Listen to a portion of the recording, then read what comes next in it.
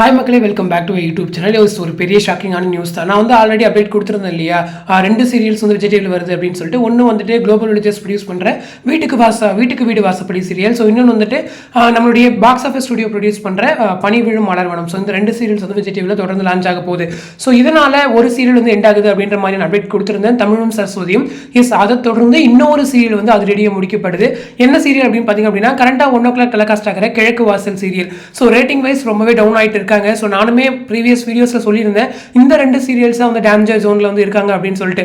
அதில் one of the serial தமிழும் Saraswati end ஆகுதுன்னு சொல்லும் போது, இந்த சீரியலுக்கு ஒருவேளை கொஞ்சம் டைம் கொடுப்பாங்க, பனிவிழும் மலர்வனம் வர வரைக்கும் வெயிட் பண்ணுவாங்க அப்படின்னு நினச்சிருந்தேன். பட் இன்னைக்கு கிடைச்ச நியூஸ் எனக்குமே ரொம்ப ஷாக்கிங்காக தான் இருந்துச்சு. சீரியலுடைய கிளைமேக்ஸ் ஷூட் நாளைக்கு எடுக்க போறாங்க அப்படின்ற மாதிரியான அப்டேட்ஸ் இருக்கு. ஸோ நாளைக்கு எடுக்கிறாங்கன்னு சொல்லும் போது நெக்ஸ்ட் வீக் 19th இருக்கு இல்லையா, ஃப்ரைடே.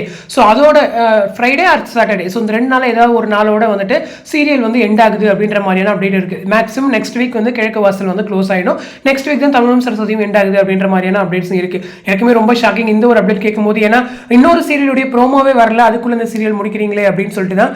சரி, அந்த சீரியலுடைய ப்ரோமோ வரலையே, என்ன ஆச்சுன்னு சொல்லிட்டு பனிவிழும் மலர்வனம் டீம் விசாரிக்கும் போது இன்னும் அவங்களுமே ப்ரோமோ ஷூட் கம்ப்ளீட் பண்ணல.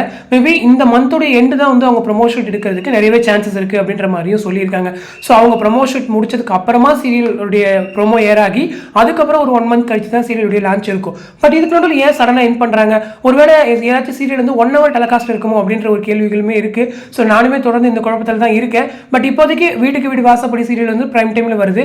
ஸோ நான் பிரைம் டைம்ல ஏதாச்சும் ஒரு சீரியல்ஸ் 1 hour எக்ஸ்டென்ட்டோ இல்லை 45 minutes எக்ஸ்டென்ட்டோ அந்த மாதிரி ஏதாவது பண்ணுவாங்களா அப்படின்ற ஒரு கேள்விகள் இருக்கு. ஸோ வெயிட் பண்ணி பார்க்கலாம். அதே போல் கிழக்கு வாசல் சீரியலுமே நிறைய புரியாத புதிர் இருக்குது அப்படின்னு தான் சொல்லணும். ஸோ ஹீரோயினுடைய கேரக்டரே இன்னும் வரல.